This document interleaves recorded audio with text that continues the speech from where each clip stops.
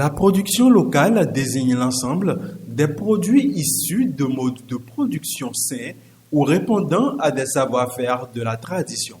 Il peut s'agir des produits issus du coton, des produits valorisant le patrimoine culturel ou encore des produits agricoles ou halieutiques.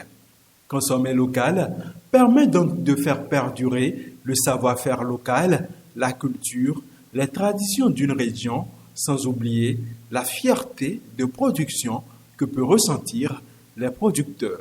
La production locale répond à de forts enjeux. Les enjeux de la production locale sont énormes. Ça rassure l'emploi, ça rassure le PIB national et ça crée de la valeur ajoutée. Cet enjeu est énorme parce qu'en le faisant, nous encourageons les acteurs locaux à devenir les pionniers de demain comme les pays d'à côté. Les enjeux actuellement de la production locale, c'est créer beaucoup d'emplois, utiliser les terres africaines et béninoises, et ça permet aussi au gouvernement de pouvoir mesurer l'impact de l'économie sur l'évolution du pays. Faire le choix des produits locaux présente plusieurs avantages. Cela permet, entre autres, de booster l'économie d'un pays. Pour moi, consommer local, c'est de réduire son impact écologique. Parce que tous les aliments, tous les produits qui sont importés et qui viennent, c'est beaucoup de CO2, c'est beaucoup d'impact au niveau de l'écologie, de l'environnement. Et donc moi, j'opte d'abord pour ces produits qui sont faits ici, qui respectent le circuit court, c'est-à-dire qui viennent de l'agriculteur ou du producteur directement au consommateur. Je dirais aussi que consommer local, c'est aussi développer nos économies locales parce que tous nos producteurs qui travaillent ici ont besoin de vivre. Alors que quand on achète un produit importé, je dirais 80% de son achat retourne à l'extérieur puisque ça a été acheté à l'extérieur, parce que ça a été produit, parce que le transport, il faut payer tout ça. Donc en réalité, il n'y a que 20% qui reste au Bénin. Alors que quand j'achète localement, tout mon achat reste au Bénin. Donc c'est vraiment pour des raisons économiques. Manger local, c'est manger sain. Les produits locaux participent à l'éclosion de l'économie nationale et ça permet également de faire bien manger la population. Acheter local, c'est pour notre environnement de l'Afrique de l'Ouest, économiquement, ça nous permet de booster les PIB des pays qui sont dans la zone. Et également pour l'environnement socio-économique, ça permet de donner confiance à la population parce que la population consomme des produits de son terroir. La consommation des produits locaux, je pense, a un impact très positif sur le développement économique d'un pays. Déjà, ça doit être plutôt moins cher et on sait exactement ce qu'on mange. On ne mange pas des produits importés tout le temps. Ça fait du bien à l'organisme et bon, voilà. Les avantages déjà, c'est beaucoup plus économique.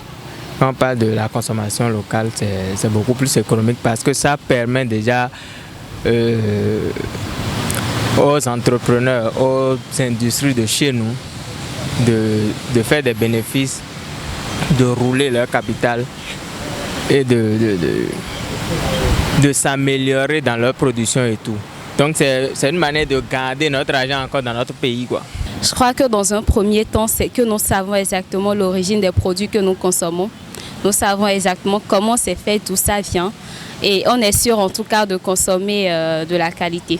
Les produits venant de l'extérieur impactent les produits du terroir. Il est difficile de tourner le dos aux produits importés, notamment à cause du prix, parfois moindre, comparativement à celui des produits locaux.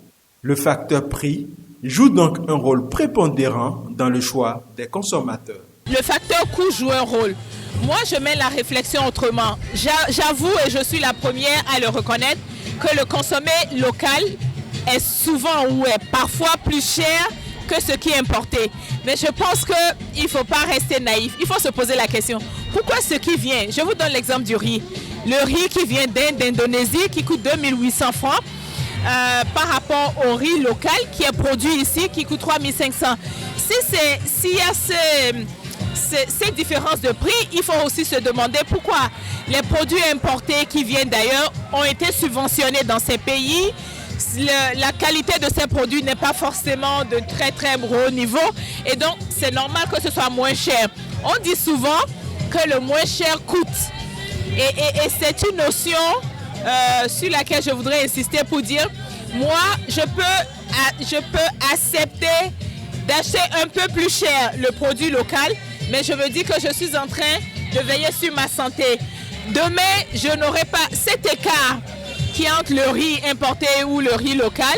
Je sais au moins que dans quelques années, je ne serai pas malade. Donc, on peut décider d'acheter moins cher et de se rendre malade. Et après, on se retrouve à l'hôpital. Donc, pour moi, c'est vraiment pour des raisons de santé que tout ce qui est alimentaire, j'opterai d'abord ce qui est local. Les produits importés, puisque c'est des produits déjà qui ont des noms, des marques et une notoriété et donc qui sont enclins à avoir des normes. Et ces produits également, aussi bien que ça nous fait du mal, ça nous challenge et ça nous permet de revoir nos packaging, de revoir la propreté de nos produits, de revoir la traçabilité. Ça nous permet de nous remettre aux normes en fait. À l'échelle actuelle de production des produits, de la production locale, les produits locaux sont actuellement légèrement un peu plus chers parfois parce que nous sommes obligés de produire à petite échelle. Nous n'avons pas encore de grosses industries, nous n'avons pas encore de grands marchés et donc c'est ça qui fait le plus, enfin c'est ça les raisons pour lesquelles les produits locaux sont chers. Et aussi, comprenons que les produits naturels et bio sont souvent plus chers même ailleurs dans tous les pays. Les produits importés ont une concurrence déloyale sur les produits locaux au vu des prix de ces produits importés-là. Les populations préfèrent beaucoup plus consommer les produits importés que de consommer les produits locaux. Donc je crois que les produits importés ne favorisent pas la consommation des produits locaux. Le facteur prix est déterminant dans le choix du consommateur parce que je ne peux pas vouloir un même produit, d'accord, et aller acheter à un prix plus élevé. Lorsque j'ai un même produit, le consommateur aujourd'hui ne se soucie plus de la qualité du produit. Le consommateur se soucie beaucoup plus du prix. Et donc, lorsqu'il voit que le prix est un peu en baisse ici, il va vers ce produit-là sans se soucier de la qualité du produit. Évidemment que quand il y a les produits importés, on est plus intéressé. Donc, on bafoue les produits locaux et la production n'est pas bonne, le stockage et tout.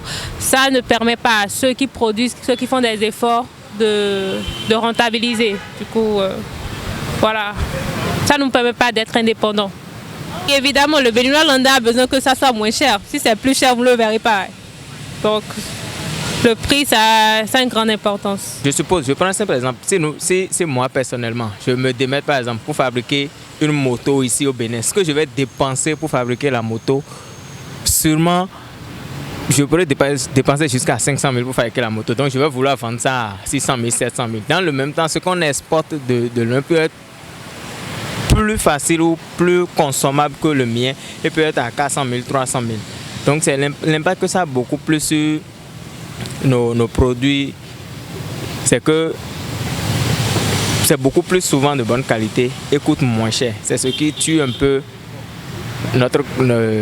ce système de consommation locale que nous encourageons chaque fois. Ça joue un rôle, oui, mais pas toujours. Comme je donnais l'exemple tout à l'heure, il y a des trucs de chez nous qui coûtent moins cher, mais on dit, bon, les trucs de chez nous là, bon, on veut faire, comment on appelle ça même, la mondialisation, ou je ne sais pas comment on appelle ça. Je dois utiliser le truc de l'autre pour montrer que ça fait, le truc de chez nous peut être à 50 francs et puis la même chose qui est venue de l'extérieur peut être à je sais pas, 500 ou 300, on préfère l'autre parce que ça fait beaucoup plus, quoi. Donc le facteur prix, bon, pas vraiment aussi. Je crois que le fait qu'il y ait des produits importés, généralement, tout le monde préfère aller vers les produits venus d'ailleurs parce qu'on trouve que c'est plus beau, c'est des produits de qualité et tout, comparé à ce que nous avons ici. Du coup, ça empêche les personnes d'aller plus vers les produits locaux, ce qui fait qu'actuellement, on consomme moins les produits venant de chez nous. Je prends l'exemple des pommes de terre. Actuellement, au Bénin, les pommes de terre que nous produisons coûtent vraiment plus cher que les pommes de terre importées. Et généralement, les pommes de terre importées sont beaucoup plus beaux à voir que ceux que nous produisons ici. Je crois même que c'est l'un des facteurs les plus déterminants. Actuellement, les consommateurs préfèrent des produits de qualité, mais à coût abordable. Personne n'a envie d'acheter cher un produit en général. Pour d'autres, les produits locaux ne sont pas plus chers que ceux importés. Lorsque nous regardons sur le marché, nous croyons que les produits importés sont moins chers. C'est faux. Comment je vais produire un produit étranger?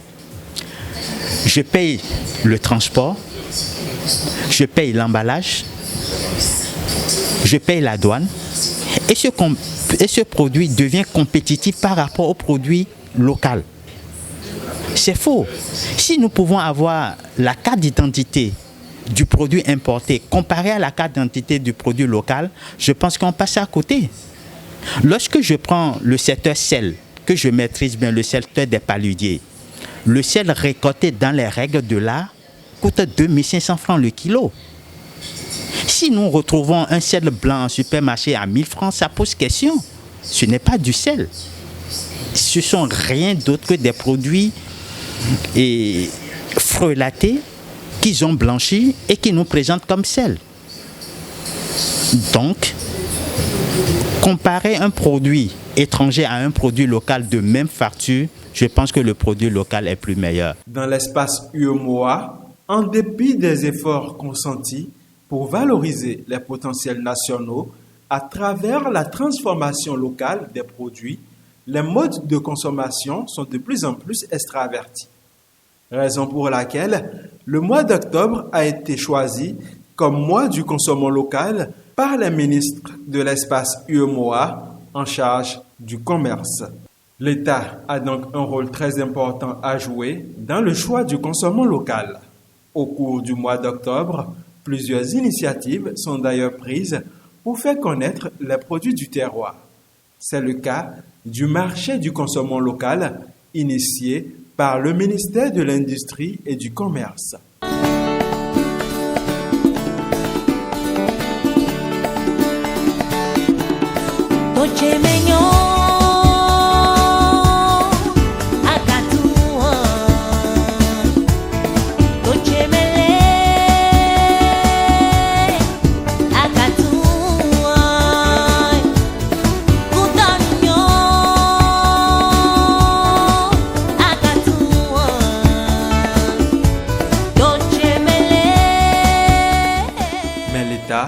Peut encore faire plus. Je demande simplement à l'État de revoir les PTF de ces ministères, de ces entreprises et de voter un budget pour que chaque produit local soit acheté et consommé par tout le personnel.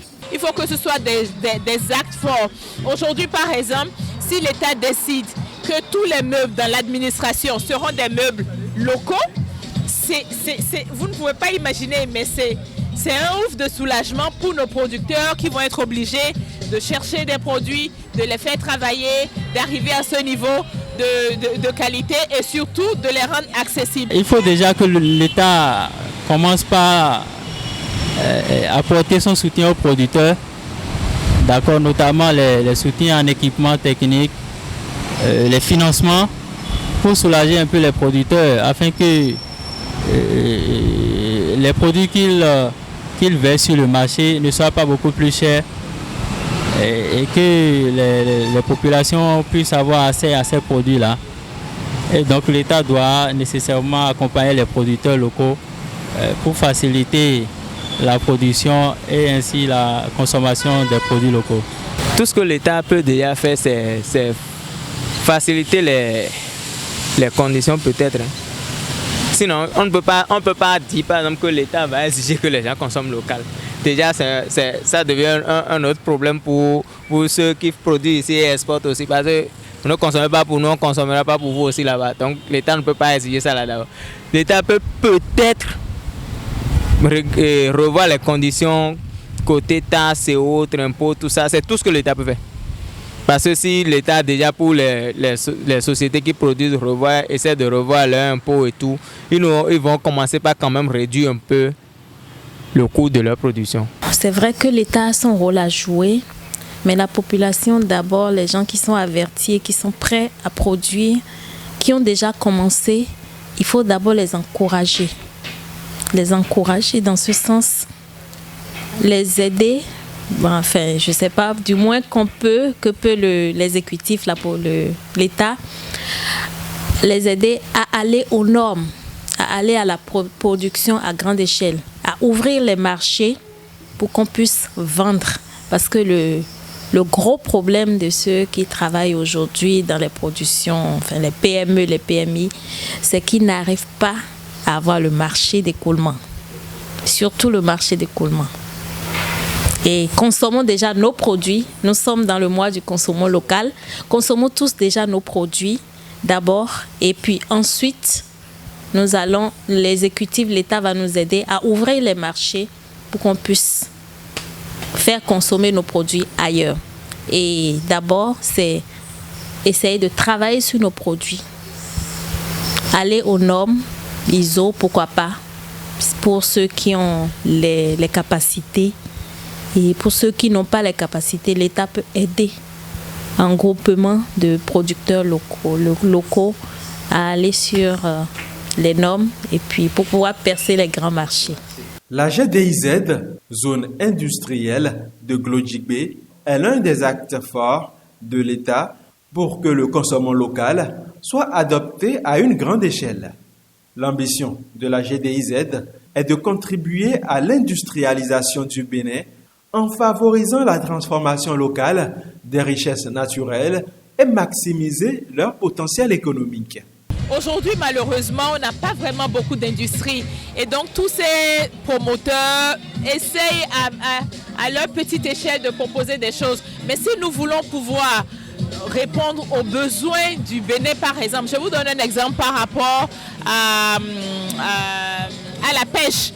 Le Bénin importe plus de 50% de ses besoins en poissons parce que localement, on n'arrive pas à fournir, à avoir assez de poissons. Donc, je pense que là aussi, il faut mettre en place de l'accompagnement pour ce secteur. Je pense que Glodjigbe est forcément une solution pour l'industrialisation dans notre pays. Je pense que cette institution mise en place par le président de la République est innovateur à mon avis. Et j'y compte y aller pour que Paracel Bio devienne une réalité dans le monde entier. Parce que laissez-moi vous dire que la matière première qui est l'or blanc était emballée et en direction de la Chine et du Bangladesh. Aujourd'hui, ça se transforme au Bénin. Donc ça veut dire que la matière première qui part sera produite localement et sera diffusée dans le monde entier en produit fini. Là, qu'est-ce que vous constatez? La main-d'œuvre est locale. La valeur ajoutée est locale, le PIB local, ça draine des devises extérieures vers le Bénin. Et à la fin de l'année, on est joyeux au niveau de la Banque centrale à faire les partages des devises étrangères revenues et marchandées. Et je le souhaite également pour Paracel, que toutes les épices du monde entier convergent vers le Bénin et on la transforme et ça diffuse vers le monde. La zone franche industrielle, c'est un incubateur qui permet des exonérations. Et ces exonérations agissent nécessairement sur les coûts de la production. Et quand le coût de la production est moindre, ça impacte nécessairement le prix de vente. Je pense que cette zone industrielle qui est à Glodjigbe est un facteur très déterminant. Si on peut déjà avoir des projets de telle envergure, plusieurs projets de telle envergure dans le Bénin, je pense que progressivement, tout le monde va consommer local. Parce que les produits qui sont fabriqués là-bas sont faits au Bénin et sont produits par des Béninois Et déjà, c'est déjà une grande avancée. Et je pense que c'est un facteur déterminant dans la consommation du local au Bénin. Déjà, ça permet déjà en même temps une production à grande échelle, une production en masse. Et une production en masse, ça facilite beaucoup le côté prix. Donc je pense que c'est déjà un bon niveau, où, je vais dire, un bon départ. Ça pourrait contribuer parce que comme je l'ai dit, on aime tout ce qui est beau. Je crois que ça sera un cadre assez accessible, agréable, beau, bien fait, où tout le monde aura envie quand même d'aller, de jeter un coup d'œil et d'acheter quelques produits, pourquoi pas. Donc l'image est également très importante et après, il faudra voir est-ce que les produits qu'on nous propose sont quand même abordables de prix ou pas. Chacun, à son niveau, peut promouvoir le Made in Bénin. Pour faire la promotion, c'est déjà se mettre à produire parce que tout le monde ne produit pas. Tout le monde n'essaye pas de donner une valeur à nos produits qui sont en terre. Nous, on essaye quand même on a de la terre au Bénin, en Afrique. On essaye quand même d'aller vers nos producteurs, de suivre la chaîne de production et de produire des huiles essentielles à partir des plantes du terroir. Et nous avons une usine, une unité de production, c'est des alambics pour extraire la matière active dans les plantes aromatiques, ce qui nous permet d'avoir des huiles essentielles qui sont quand même des huiles précieuses, volatiles d'accord, mais des huiles précieuses qui sont des matières actives pour la fabrication des médicaments. Et nous l'offrons en l'état à la population et nous pensons que ça permettra de préserver la santé de tout Africain, de tout Béninois et de tout le monde entier, pourquoi pas. Sandra Idossou, promotrice de Couleurs d'Afrique, fait énormément en ce qui concerne le Made in Bénin. Elle a d'ailleurs initié un apéro dégustation durant le mois du consommant local. L'apéro de dégustation parce que nous cherchions depuis longtemps, je dirais, une occasion ou des occasions pour montrer nos produits.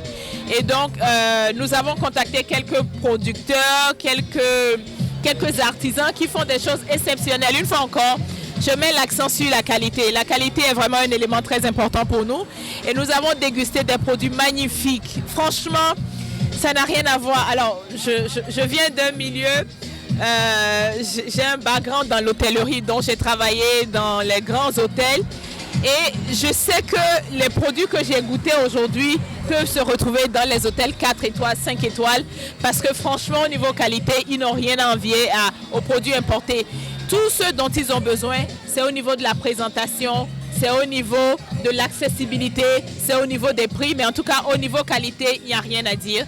Et donc, notre objectif, c'est que tous les jeudis, nous puissions montrer d'autres artisans qui proposent des choses nouvelles et que ce soit un petit rendez-vous sympa du jeudi en octobre. Consommer local, c'est privilégier les produits sains et de saison. C'est participer au développement des différentes activités des producteurs et de l'économie locale, tout en limitant l'impact sur l'environnement lié au transport et aussi à l'emballage des produits.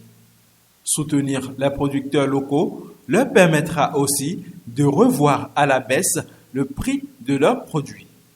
Et pour que la population adopte les produits locaux, la présentation, la qualité et aussi le prix du produit proposé jouent forcément un grand rôle. Il est temps de voir ce que nous avons localement et leur donner de la valeur.